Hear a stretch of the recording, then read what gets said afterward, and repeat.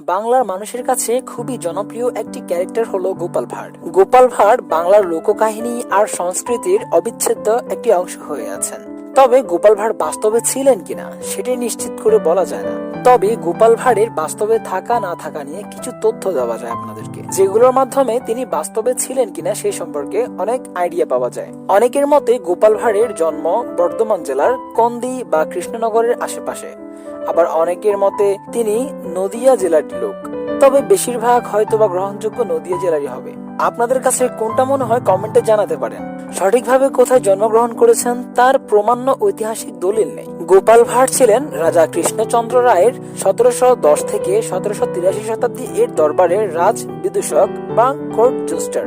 কৃষ্ণনগরের রাজসভায় তিনি শুধু হাসি ঠাট্টা করতেন না, তার তীক্ষ্ণ বুদ্ধি, কৌতুক আর চতুর উত্তর দিয়ে রাজাকে আনন্দ দেওয়ার পাশাপাশি সমাজের নানা দোষ ত্রুটি ও ভণ্ডামি উন্মোচন করতেন।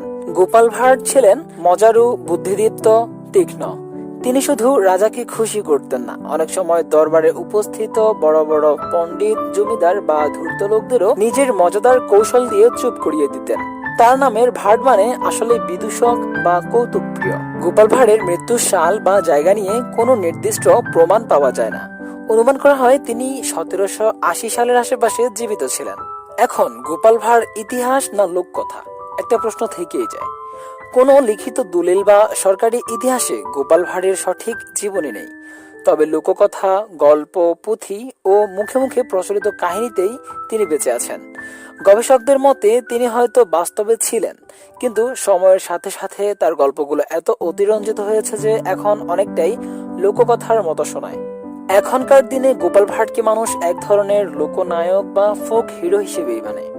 নাটক, টেলিভিশন সিরিজ, বই আর কার্টুনে তাকে দেখানো হয়, যিনি মজা আর বুদ্ধির জোরে অন্যায় বা গোড়ামিকে হারিয়ে দেন। গোপাল ভাঁড়ের বাস্তবে থাকা না থাকা নিয়ে মোটামুটি ধোঁয়াশা রয়েছে। তবে হয়তোবা কোনো এক সময় বাস্তবে থেকে থাকলেও থাকতে পারেন, আবার না থাকার সম্ভাবনা প্রবল। এখন আপনাদের কাছে কোনটা মনে হয় সেটা কমেন্টে জানাতে পারেন।